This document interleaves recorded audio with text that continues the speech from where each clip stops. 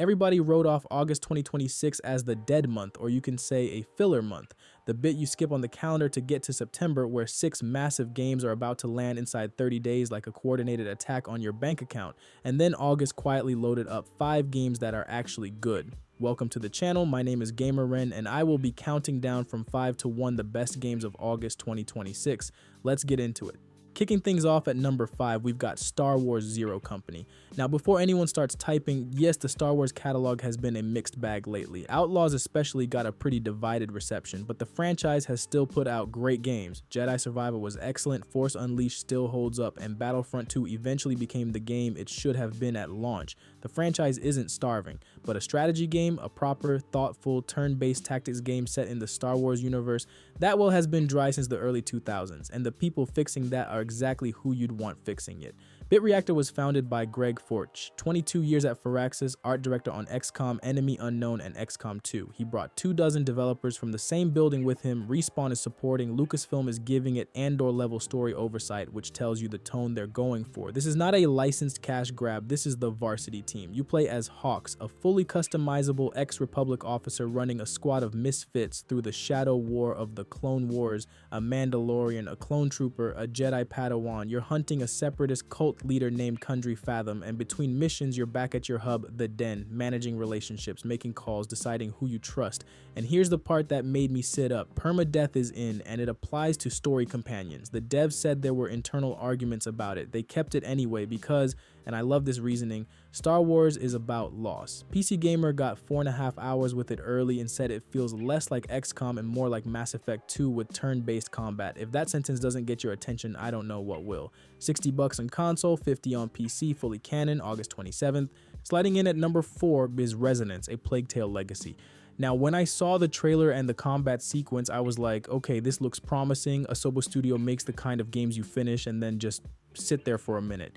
Innocence and Requiem both did that to people. They're beautiful and horrible in equal measure, and they stick with you longer than you'd expect from a game about rats. Legacy is a prequel set 15 years earlier, and it's their most ambitious swing yet. New protagonist, Sophia, a scrappy Venetian smuggler chasing fragmented visions toward the island of the Minotaur, Crete.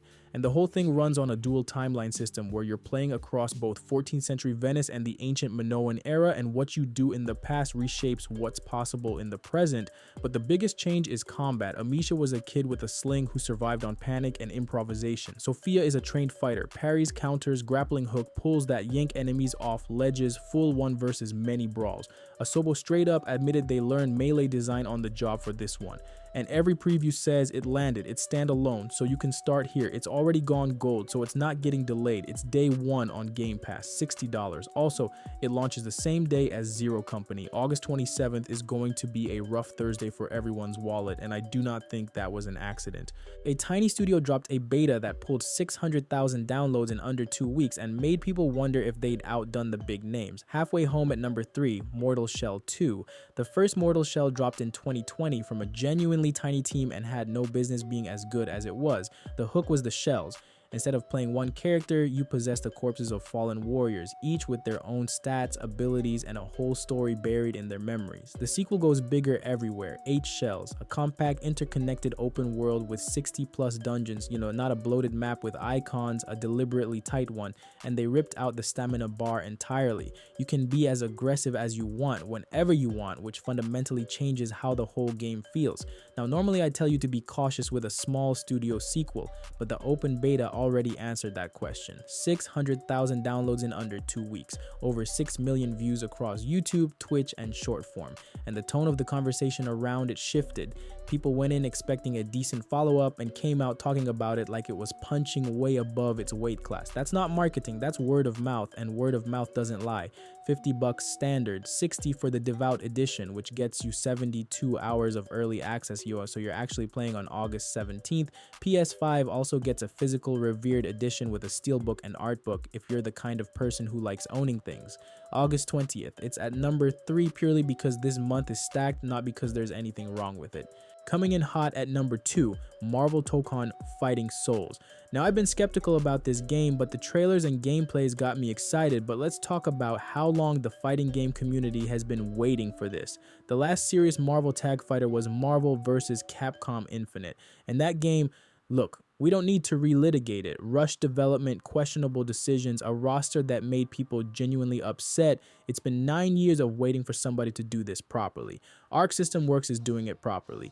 These are the people behind Guilty Gear Strive and Dragon Ball FighterZ.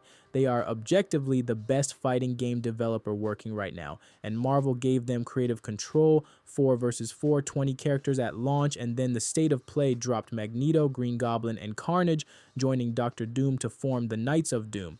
And the competitive scene has been doing frame data math on that team ever since. Every character has a real identity here. Doom controls space like he's playing chess, Wolverine is a blender in a coat, Carnage is just chaos with a health bar, and then at EVO they rounded out the roster with Blade, Loki, and Deadpool.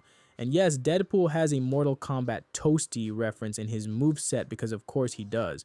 There's also a full episode mode with a story that blends American comic art with Japanese manga presentation, which nobody has ever done with these characters and honestly should have happened years ago. 10 years of planned post-launch support. Year 1 pass already has 4 fighters lined up. This isn't a game they're shipping and forgetting. $60 for standard, $85 for deluxe with the pass. This game drops August 6th. The Marvel fighter we deserved a decade ago. Finally made by people who know what they're doing. And taking the top spot for August 2026 is the one and only Beast of Reincarnation. Here's the pitch. Game Freak, yes, those guys, the Pokemon studio, the people who have been making the same monster collecting game since 1996, made a dark post-apocalyptic action RPG set 2,000 years in the future. I need you to understand that if you told me this a year ago, I'd have assumed you were describing a fake game, and yet here it is, and it looks phenomenal. The main character is Emma, a young woman born fused with plants because of a blight that corrupted the world. She fights using vine-like hair. Her partner is a stray dog named Ku. Together, they're hunting enormous bosses called Nushi across a ruined Japan that looks like a Ghibli film that took a very dark turn around the halfway point, and the combat is where it gets clever.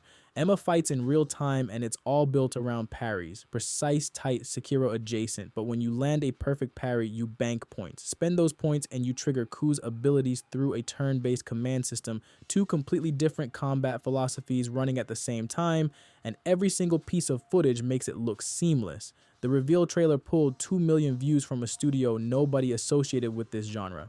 That doesn't happen by accident, that happens because people watched it and immediately thought, wait, this could be good. This game is going for $60. If you got Xbox, this has a day 1 on Game Pass if you're subscribed. There is genuinely no reason not to boot it up on August 4th and see what happened. Now, before we wrap things up here, these are the 3 games that deserve to be on your radar. Consider these as honorable mentions. First up is The Sinking City 2, and it's a full-on Lovecraftian survival horror game from Frogwares, set in a drowning 1920s Arkham. This is a bigger deal than it looks, and after a messy split from their old publisher.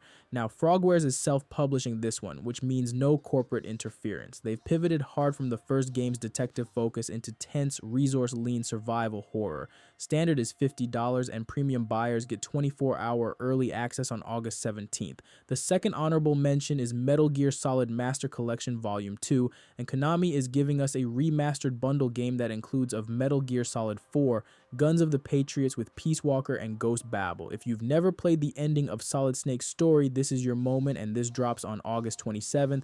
Next up is for the Switch 2 players, and we're getting Elden Ring Tarnished Edition. The full package, base game, Shadow of the Erd Tree, 2 new classes, new armor, torrent customization on Nintendo hardware for the first time. It looked rough at Gamescom last year, and it turns out that the graphics are fixed. The new content also drops as paid DLC on every other platform the same day.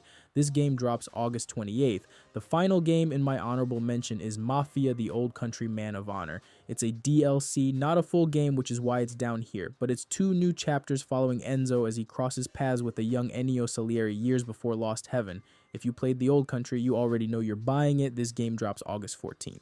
Alright, so those are the top 5 games in August, 2 of them on the same Thursday, which isn't fair. Tell me your top 5 in the comments. Subscribe if you want the September breakdown, which is somehow twice as chaotic as this one. Thank you for watching, and this is Gamer-Ren. Until next time, peace.